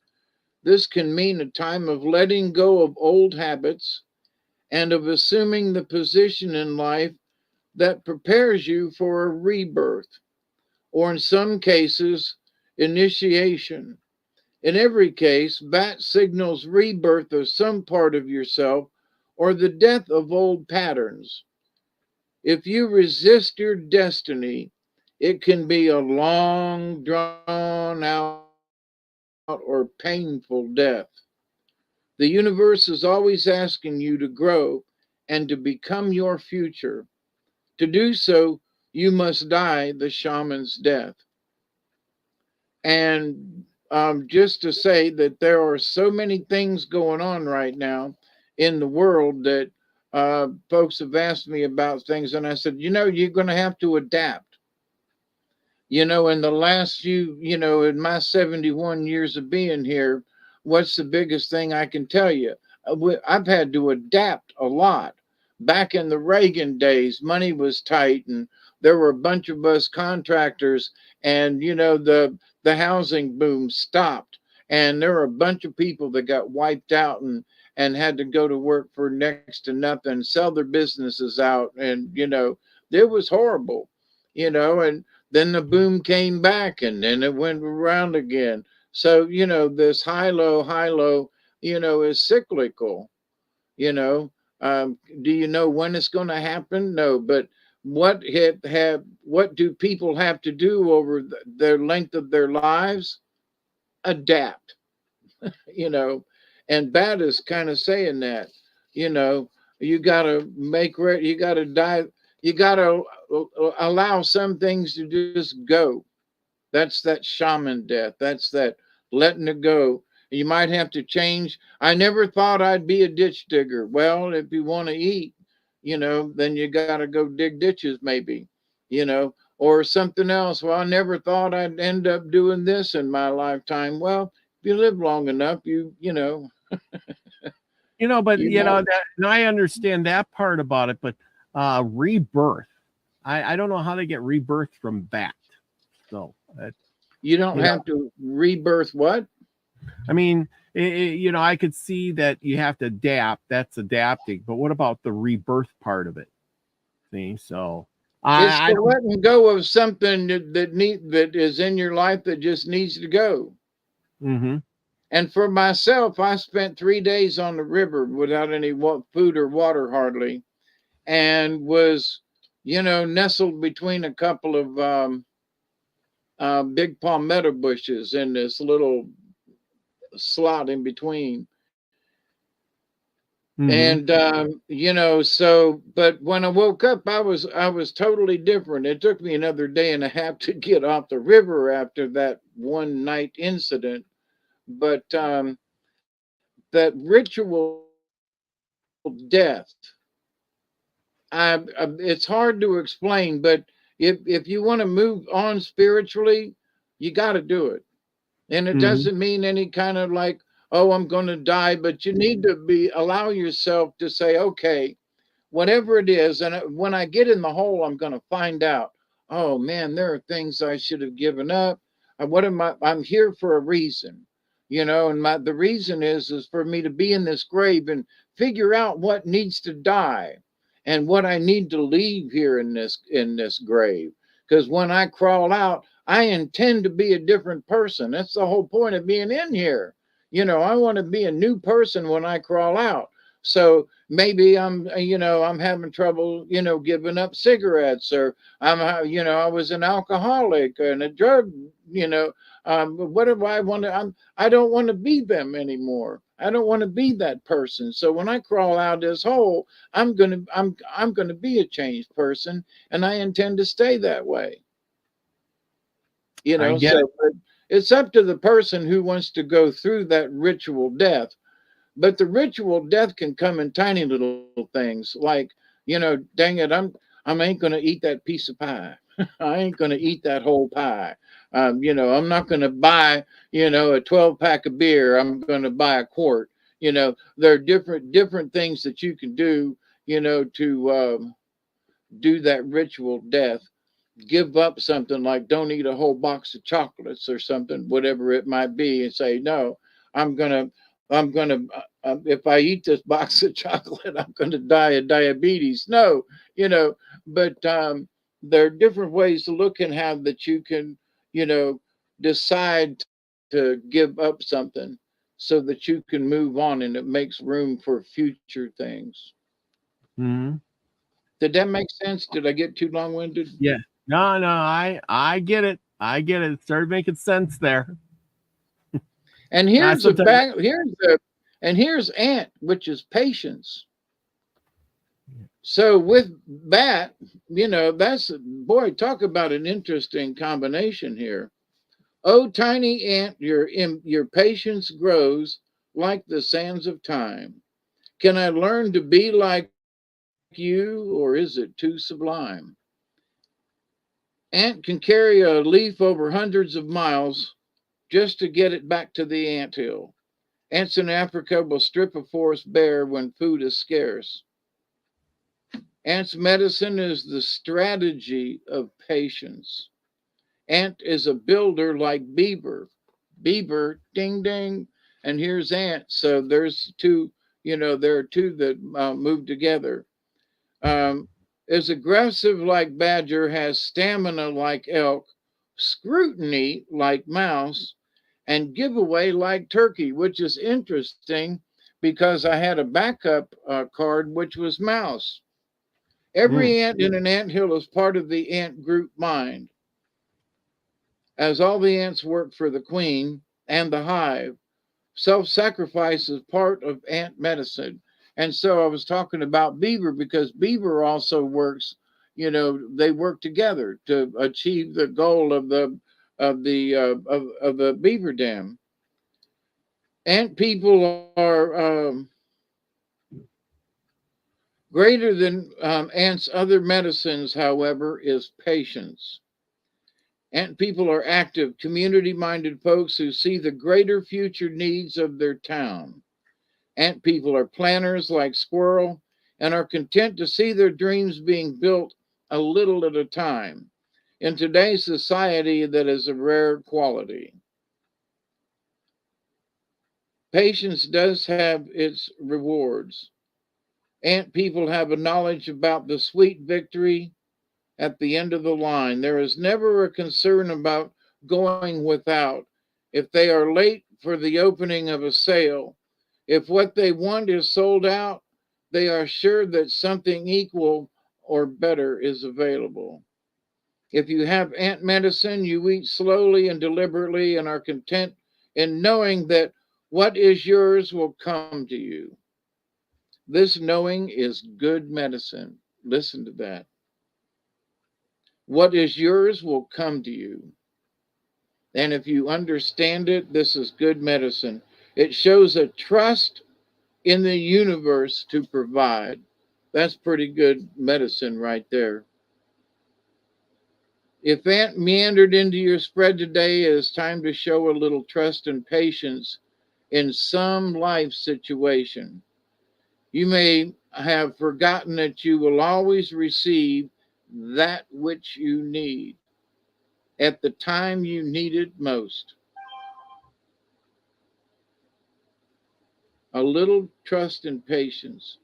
You may have forgotten that you will always receive that which you need at the time you need it most. And is working for the good of the whole. Are you? If you are, be assured that the whole wants the same goodness for you and that it will be provided. Have faith. How about that for some cards? Yippee-yi-yo-ki-yay. Wow. So, I thank you all for coming and paying attention tonight, and I hope that these cards mean something to you. Interesting, the synchronicities of the cards, and even within the cards, Ant mentioned Bieber, and How do you pronounce that? Woo, chi. Awula chi. Ola chi. I am never good at. I'm the best misunpronunciator ever known to man. I swear. You know how to murder words really good. Yeah, you're way better at getting them than I am. You can slaughter them words up one side and down the other. If I could just hear it one time, I'd know how it sounds. That's how I say it. If I could just hear it once. How do you pronounce that? Can you see that on the screen?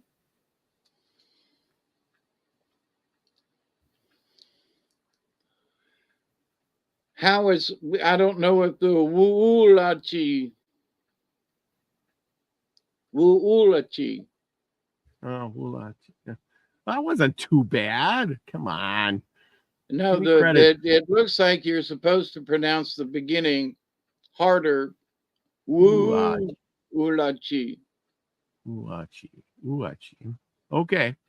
I'll go with that one. G-E. E-E. Because there's 3 E's. Yes. E. Yeah. You got it, he says. Thank you for teaching us. Yes. Thank you. Thank you, Esley. I'd have never got pronounced it the way you wrote it. I'm glad you put in all those hyphens and O's and E's. And my Native American speaking needs a little tongue twisting to it. You know me, I've had practice at some of this stuff, and I keep trying, Yeah, you've had practice. Me, not so much.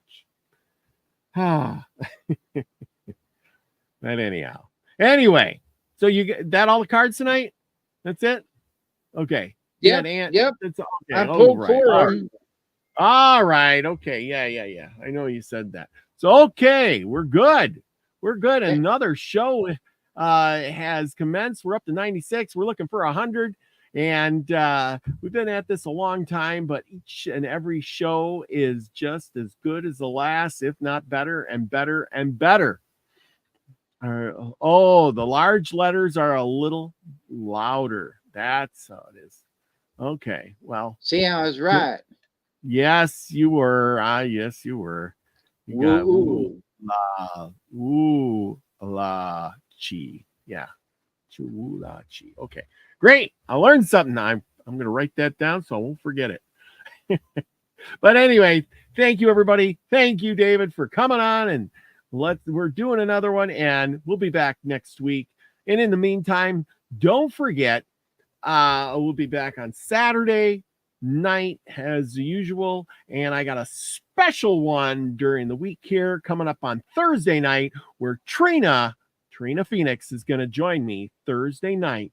So be there or be square for some learning from the other side. So anyway, remember, go out and do something nice for someone else. It will make you feel better. And say hi to your neighbor. Find out those people in your neighborhood. You never know. The way the world works, they may become your tribe at some point in time. So, extend a hand. Give somebody a handshake. Like I said, when you find that old guy or old gal, sit down and introduce yourself and have a good conversation with them.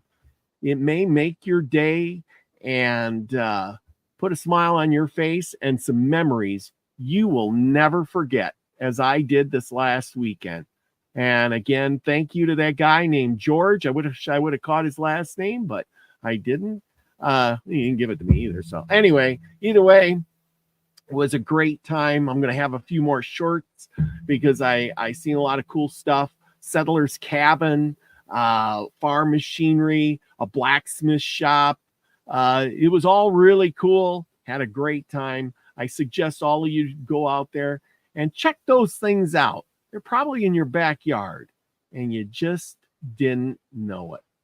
So with that, everybody, go out and be that frequency you want to receive, everyone. Love you all. Peace, everybody. Cheers.